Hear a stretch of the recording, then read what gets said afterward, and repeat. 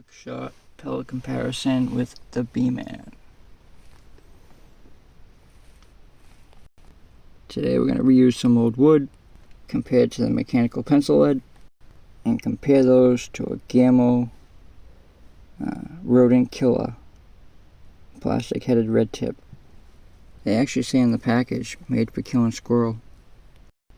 Alright, I got the foam pin behind it. I just bounced. Alright, talk about dull. That one wasn't. Wow. Pretty hard mag. Try a pencil lead. Looks like that's stuck in. Check it out after. Gamo red tip.